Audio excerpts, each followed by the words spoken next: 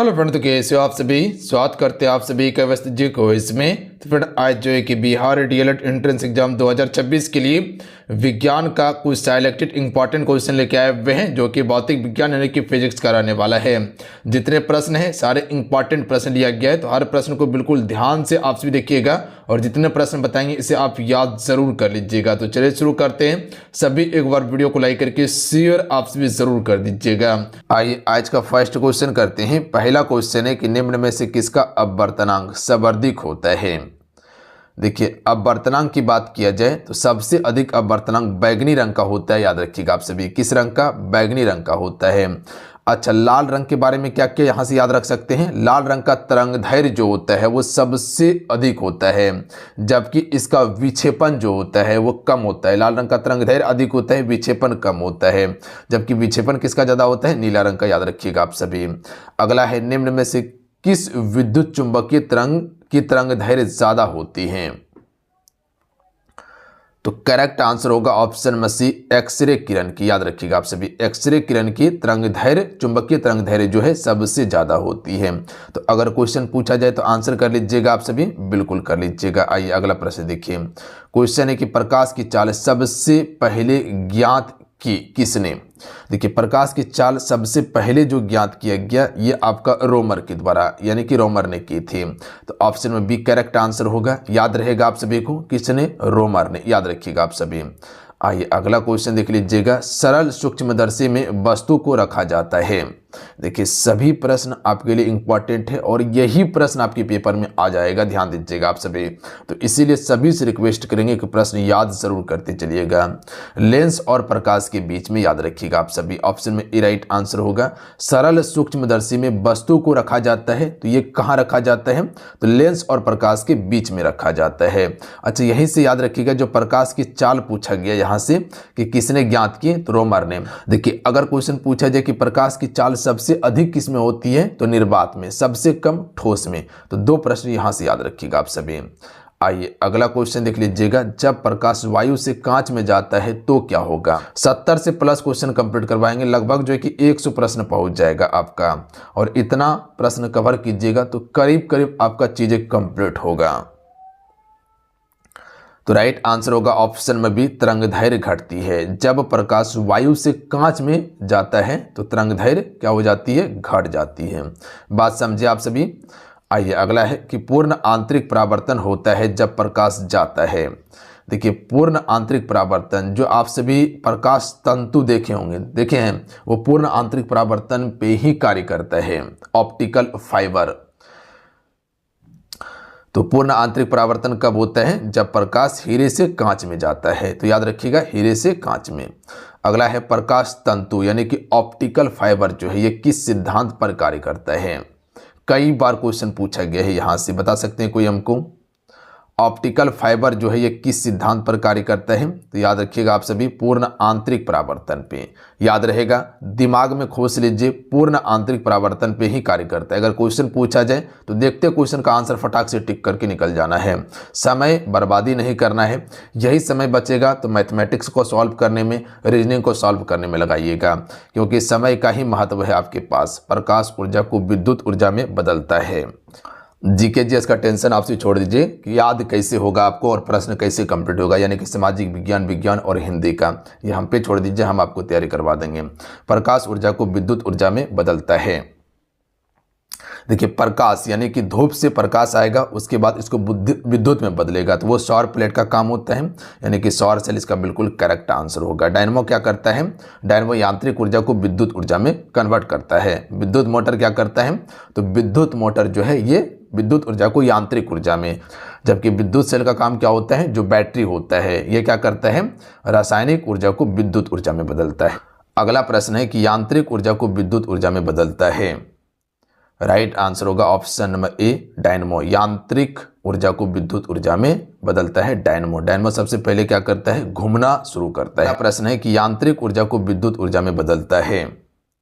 Right answer होगा option number A, dynamo. यांत्रिक ऊर्जा को विद्युत ऊर्जा में बदलता है डायनमो। डायनमो सबसे पहले क्या करता है? घूमना शुरू करता है। देखिएगा, सरनेटर में लगा रहता है डायनमो, जो ब्याह शादी में यूज होता है सरनेटर। सूर्य के केंद्र का तापमान जो है ये कितना है? देखिए अगर इस प्रकार का प्रश्न पूछा जाएगा तो हालत खराब हो जाएगा आपका। बताइए होगा कि नहीं होगा। तो इसीलिए प्रश्न वही कंप्लीट कीजिए जो आपके पेपर में पूछा जाता हो। 1.5 गुना 10⁻7 केल्विन जो है ये आपका सूर्य के केंद्र का तापमान होता है, याद रखिएगा आप सभी। यानी कि ऑप्शन में ए बिल्कुल राइट आंसर हो जाएगा आप सभी का। बात समझे आप सभी। अगला प्रश्न है कि सूर्य के केंद्र का दाब जो होता है ये कितना होता है। तो यहाँ पर केंद्र में दाब की बात किया गया है। बात समझिए, वहां पर क्या पूछा गया था, केंद्र का तापमान पूछा गया था, यहां दाब पूछा गया है। तो राइट आंसर होगा ऑप्शन में सी, 2 गुना 10⁻16 न्यूटन प्रति वर्ग मीटर होता है। याद रखिएगा कितना होता है, 2 गुना 10⁻16 न्यूटन प्रति वर्ग मीटर होता है। सभी प्रश्न को याद करते चलिएगा। कोशिश हम करते हैं कि इसी सेशन में हम आपको प्रश्न याद करवा दें ताकि आपको ज़्यादा एफर्ट ना लगाना पड़े। परमाणु रिएक्टर आधारित हैं। तो देखिए परमाणु रिएक्टर जो होता है ये आपका नाभिकीय विखंडन पर कार्य करता है। याद रखिएगा आप सभी, जितने भी परमाणु बम हैं वो नाभिकीय विखंडन पर कार्य करता है, जबकि हाइड्रोजन बम जो होता है वो नाभिकीय संलयन पर कार्य करता है। जो सूर्य से जो हमें ऊर्जा प्राप्त होता है या सूर्य में जो ऊर्जा है वो नाभिकीय संलयन पे ही कार्य करता है। याद रखिएगा आप सभी। तो ऑप्शन में बी राइट आंसर होगा। आइए अगला प्रश्न देखिएगा। क्वेश्चन है कि परमाणु बम आधारित हैं। तो अभी आपको बताएं कि परमाणु बम जो होता है वो नाभिकीय विखंडन पर कार्य करता है। याद रखिएगा आप सभी। बात समझे। तो ये हो जाएगा ऑप्शन में सी, अनियंत्रित नाभिकीय विखंडन होगा। देखिए यहाँ पर 2 ऑप्शन दिया हुआ है, एक नियंत्रित नाभिकीय विखंडन है और एक अनियंत्रित नाभिकीय विखंडन है। कभी नहीं पढ़े होंगे आप सभी।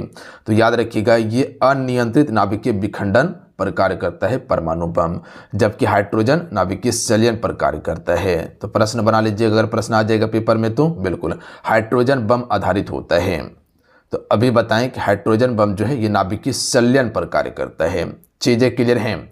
देखिए एक्स्ट्रा चीज़ें जो हम बताते हैं अगर उसको ध्यान रखिएगा, अगर पेपर में प्रश्न आ गया तो आराम से आपसे बना लीजिएगा। तो एक्स्ट्रा चीज़ पे भी ध्यान दीजिएगा जो एक्स्ट्रा फैक्ट बताते हैं हम।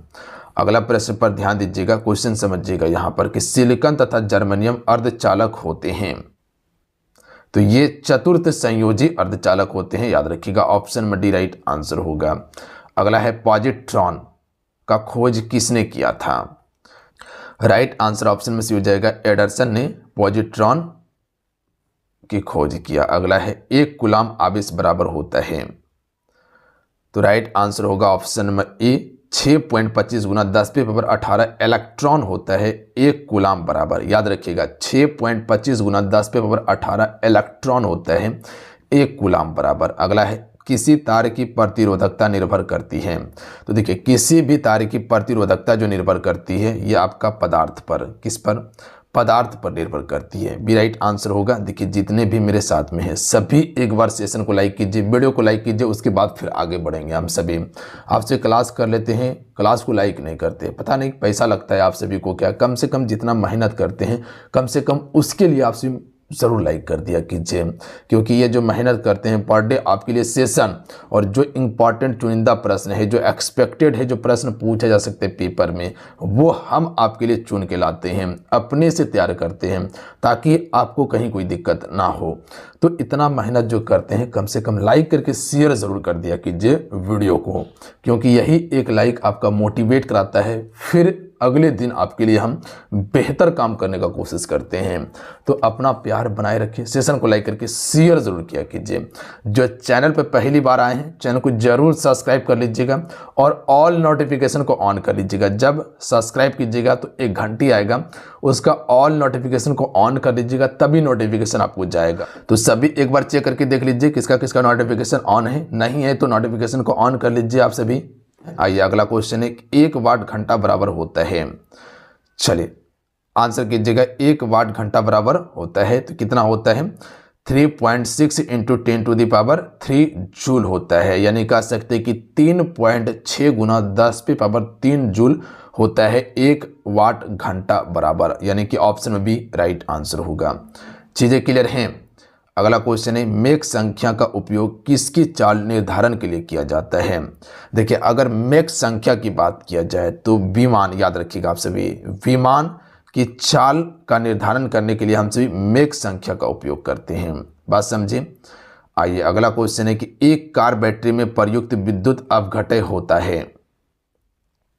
तो एक कार बैटरी में प्रयुक्त विद्युत अपघटय जो है ये आपका सल्फ्यूरिक अम्ल होता है। कौन सा अम्ल होता है? सल्फ्यूरिक अम्ल होता है। जो कार का जो बैटरी है इसमें जो आपका विद्युत अपघटय के लिए जो इस्तेमाल किया जाता है वो सल्फ्यूरिक अम्ल का ही किया जाता है। अस्पष्ट दर्शन की न्यूनतम दूरी होती है तो 25 सेंटीमीटर होगा, 25 सेमी। आइए अगला प्रश्न देखिए, प्रकाश के तरंग सिद्धांत को किसने प्रतिपादित किया था?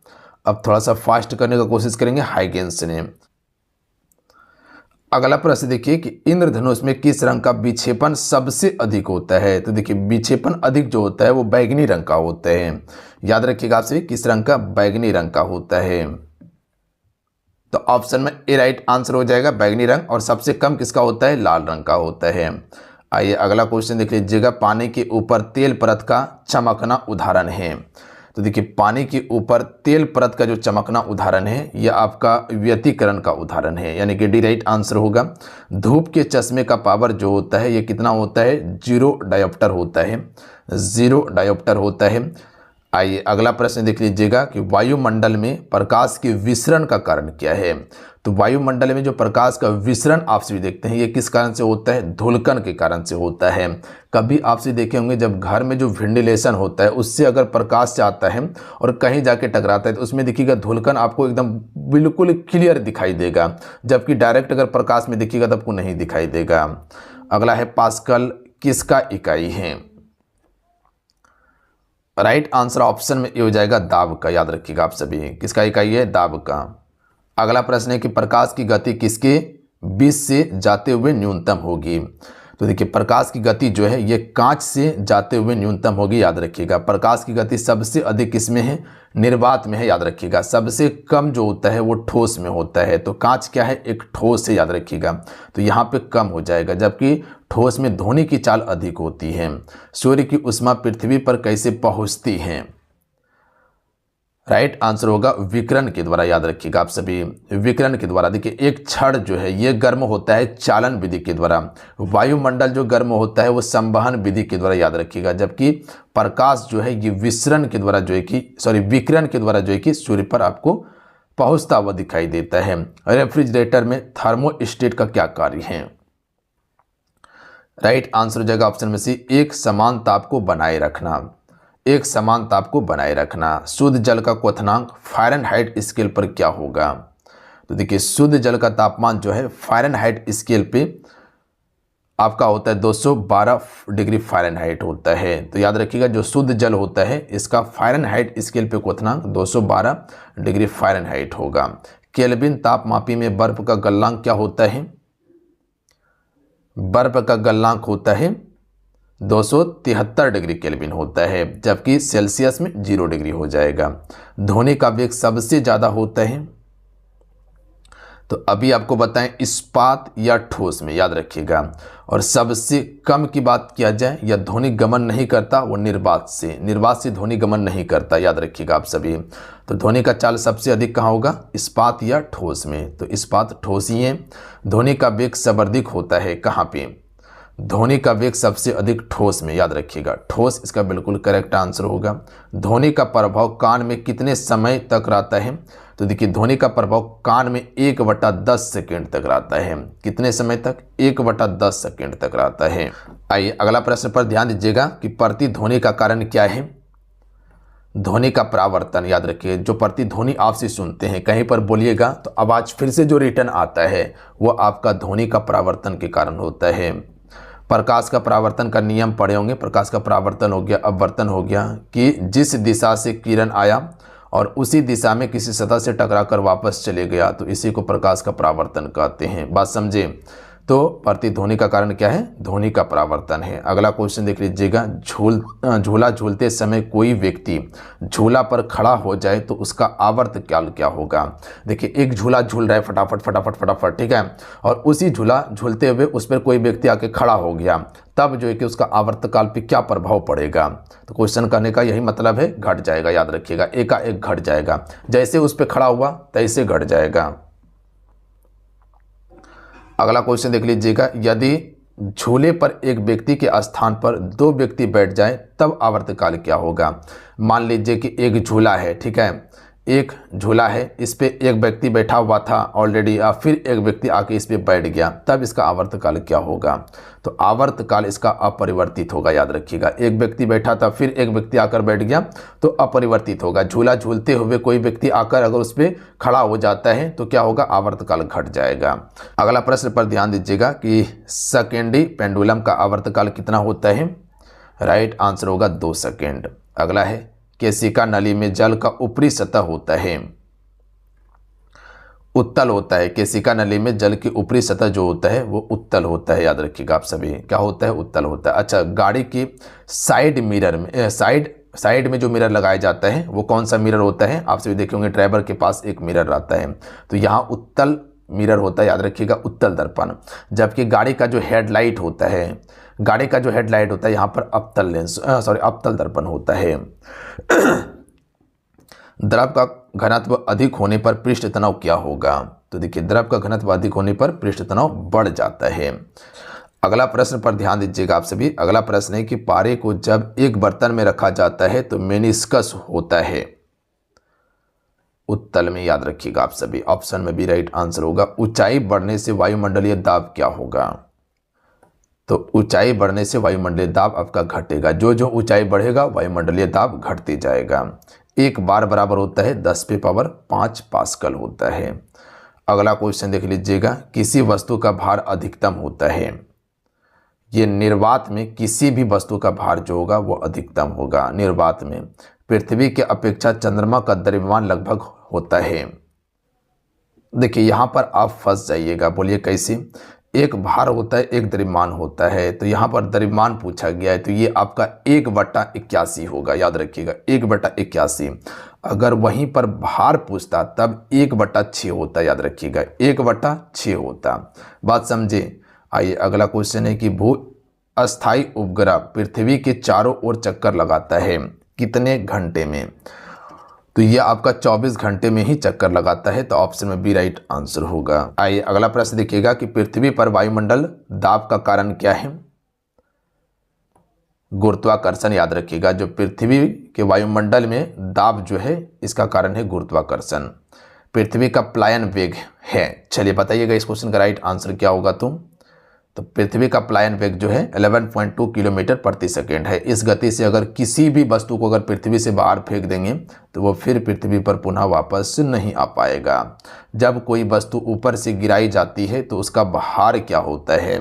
तो कोई वस्तु है, अगर उसको ऊपर से नीचे गिराएंगे तो उसका भार में क्या परिवर्तन होगा, परिवर्तनशील होगा, याद रखिएगा। क्या परिवर्तन होगा, नहीं परिवर्तनशील होगा, यानी कि परिवर्तित होते रहेगा ये। अगला है ग्रहों की गति के नियम को किसने प्रतिपादित किया था। तो ये क्वेश्चन ऑलरेडी हम आपको बता चुके हैं जब आपको बायोलॉजी का क्लास कराए होंगे। तो राइट आंसर होगा ऑप्शन में भी केपलर, याद रखिएगा आप सभी, केपलर ने किया था। सौर प्रणाली का खोज किसने किया था, कोपरनिकस ने, याद रखिएगा। और दूरबीन का खोज गैलीलियो ने किया था, याद रखिएगा। और गुरुत्वाकर्षण का खोज न्यूटन चचा ने किया था। बात समझे। एक जेट इंजन किस सिद्धांत पर कार्य करता है। तो राइट आंसर होगा ऑप्शन में डी, रेखीय संवेग का संरक्षण सिद्धांत पर कार्य करता है एक जेट इंजन। अगला प्रश्न पर ध्यान दीजिएगा कि एक गेंद को क्षैतिज से कितने कोण पर फेंकने पर अधिकतम क्षैतिज दूरी तय कर सकेगी, यानी कि किस कोण से मारा जाए ताकि वो गेंद अधिक दूरी पर जाए। सिंपल भाषा में यही कर सकते हैं, 45 डिग्री कोण से। मान लीजिए कि एक बल्ला है, ठीक है, एक बल्ला है।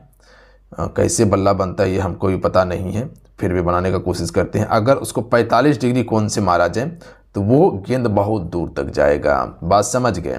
वायुमंडल में बादलों के तैरने का कारण क्या है। राइट आंसर होगा ऑप्शन में डी, घनत्व, याद रखिएगा। घनत्व के कारण ही वायुमंडल में बादल तैरता है। गैस के अणुओं की गतिज ऊर्जा किस ताप पर न्यूनतम होती है। देखिए यहाँ पर क्वेश्चन को समझिएगा। जो गैस की अणु ऊर्जा होती है ये किस ताप पर न्यूनतम होती है। तो राइट आंसर होगा ऑप्शन में बी, -273 डिग्री सेल्सियस होगा। कितना, -273 डिग्री सेल्सियस। पारे का तापमापी किस ताप तक प्रयुक्त हो सकता है। जब पेपर में प्रश्न बना के आइएगा तब बोलिएगा हाँ सर प्रश्न तो आया था पेपर में, जो आप कराए थे वही आया था प्रश्न। तो इसीलिए हम कहते हैं कि प्रश्न सारे इंपॉर्टेंट है आपके लिए जो हम आपको करवा रहे हैं। और यहाँ हम तैयारी करवा रहे हैं, जल्द ही आपका रीजनिंग और मैथमेटिक्स क्लास भी शुरू कर रहे हैं। पारे का तापमापी किस ताप तक प्रयुक्त हो सकता है? राइट आंसर होगा ऑप्शन में सी, 360 डिग्री सेल्सियस तक। प्रिज्म द्वारा किस रंग का विचलन अधिकतम होता है? तो राइट आंसर होगा ऑप्शन नंबर ए, बैगनी रंग का विचलन अधिकतम होता है। याद रखिएगा आप सभी, प्रिज्म द्वारा बैगनी रंग। तो ध्यान दीजिएगा आप सभी, तो ध्यान दीजिएगा, किसी गैस में उत्पन्न ध्वनि तरंग सदैव होती है? तो राइट आंसर होगा ऑप्शन में ए, अनुदैर्घ्य तरंग होती है। किसी भी गैस में उत्पन्न ध्वनि तरंग सदैव अनुदैर्घ्य होती है। यहाँ पर समझिएगा क्वेश्चन कि किसी स्थान पर पृथ्वी के चुंबकीय क्षेत्र के क्षैतिज एवं ऊर्ध्वाधर घटक बराबर है तो उस स्थान पर नीति कोण कितना होगा? तो देखिए, अगर नीति कोण की बात किया जाए, ये आपका लगभग जो है कि 45 डिग्री ही होता है। ऑप्शन दिखा देते आपको, तो 45 डिग्री इसका करेक्ट आंसर होगा। द्रव्य तरंगों की तरंगदैर्घ्य निर्भर नहीं करती। जो द्रव्य तरंग होता है इसका तरंगदैर्घ्य निर्भर नहीं करती है, किस पर? तो राइट आंसर होगा आवेश पर नहीं करती, जबकि संवेग, चाल और द्रव्यमान पर करती है। अगला प्रश्न है कि कौन सा कण सबसे अधिक अस्थायी है? तो देखिए, सबसे अधिक अस्थायी जो होता है वो न्यूट्रॉन होता है। जो आप सभी देखते हैं न्यूट्रॉन पे उदासीन, न्यूट्रॉन जो है ये उदासीन होता है, जबकि प्रोटॉन जो होता है ये आपका धनात्मक यानी कि पॉजिटिव होता है, और इलेक्ट्रॉन जो होता है ये नेगेटिव होता है यानी कि ऋणात्मक होता है। इलेक्ट्रॉन जो होता है ये बाहर गमन करता है, जबकि प्रोटॉन और न्यूट्रॉन ये आपका अंदर में रहता है, अंदर में रहता है। याद रखिएगा। एंगस्ट्रॉम क्या मापता है? राइट आंसर होगा प्रकाश तरंगदैर्घ्य को मापता है। श्यानता गुणांक का एसआई इकाई क्या है? प्वाइज होता है। याद रखिएगा। एक फायदम बराबर होता है 6 फीट होता है। टाइपराइटर के आविष्कारक हैं सॉल्स हैं। जेट इंजन किस सिद्धांत पर कार्य करता है? रेखीय संवेग संरक्षण पर कार्य करता है। मानक दाब क्या है? पारे का 70 मिमी होगा। ध्यान दीजिएगा, मानक दाब जो होगा पारे का 70 मिमी होगा। अगला क्वेश्चन है कि मैनोमीटर के द्वारा किसकी माप की जाती है? तो गैसों के दाब का माप की जाती है मैनोमीटर के द्वारा। वस्तु की मात्रा बदलने पर अपरिवर्तित रहेगा। तो वस्तु की मात्रा बदलने पर अपरिवर्तित जो रहेगा वो आपका घनत्व रहता है। याद रखिएगा आप सभी। केल्विन मान में मानव शरीर का समान तापमान कितना होता है? 310 डिग्री केल्विन। अगर फ़ारेनहाइट में पूछा जाए तो 97 फ़ारेनहाइट याद रखिएगा। अगर डिग्री सेल्सियस में पूछा जाए तो 36.6 या 37 याद रखिएगा आप सभी। बात समझे, इसी को याद रखना है आप सभी को। अगला है पारा जमता है। राइट आंसर होगा बी, -39 डिग्री सेल्सियस पर। उच्च तापक्रम को मापने का यंत्र क्या है? तो पायरोमीटर इसका बिल्कुल करेक्ट आंसर होगा उच्च तापक्रम को मापने के लिए। तो चलिए आज कितना है, आज की इस क्लासेस में लगभग जो है कि आपको हम 72 प्रश्न कंप्लीट करवाए हैं, प्लस में जो एक्स्ट्रा चीज़ें आपको बताएं उसे याद ज़रूर कर लीजिएगा। और जितने प्रश्न हैं सारे इंपॉर्टेंट हैं। इसी प्रकार का क्लास अभी और आपको हम देंगे। फिर से आपको भौतिक विज्ञान, रसायन विज्ञान, जीव विज्ञान का क्लास मिलेगा, मास्टर क्लास मिलेगा। अभी आपसी प्रश्न को बनाए होंगे तो आपको पता चला होगा। देखिए, इसी प्रकार का प्रश्न पूछा जाता है आपके पेपर में, इसीलिए ज़्यादा टेंशन नहीं लेना है कि ये पूछेगा, ऐसा कुछ नहीं है। प्रीवियस क्वेश्चन लगाइएगा तब आपको पता चलेगा हकीकत क्या है। तो ऐसा ही प्रश्न पूछा जाता है, बिना टेंशन लेके आपसे तैयारी कीजिए। एप्लीकेशन पे क्लासेस चल रहे हैं, ज्वाइन करके थ्योरी क्लास कर सकते हैं आप सभी, जो कि मिनिमम फी में हम तैयारी करवा रहे हैं। वहाँ पर क्लासेस, नोट्स, पीडीएफ, ई बुक सारा चीज़ दिया गया है। टॉपिक वाइज क्लासेस करवाएं, थ्योरी क्लास करवाएं, कॉन्सेप्ट आपका क्लियर करवाएं, और बहुत सारा प्रैक्टिस सेट आपको वहाँ पर दिया गया है ताकि अपना तैयारी को आप सभी जान सके। तो जाइए ज्वाइन कीजिए और तैयारी कीजिए। लिंक डिस्क्रिप्शन में दिया हुआ है एप्लीकेशन का, जाके ज्वाइन कर लीजिएगा आप सभी। मिलते हैं। जय हिंद, वंदे मातरम। ध्यान रखिएगा, पढ़ाई करते रहिएगा। जाते जाते सेशन को लाइक करके शेयर जरूर कीजिएगा। सभी से रिक्वेस्ट करेंगे वीडियो को लाइक जरूर कर दीजिएगा। जहां पर भी हैं व्हाट्सएप या फेसबुक ग्रुप में इसे शेयर जरूर कर दिया कीजिए आप सभी। इतना काम मेरे लिए करना है आप सभी को।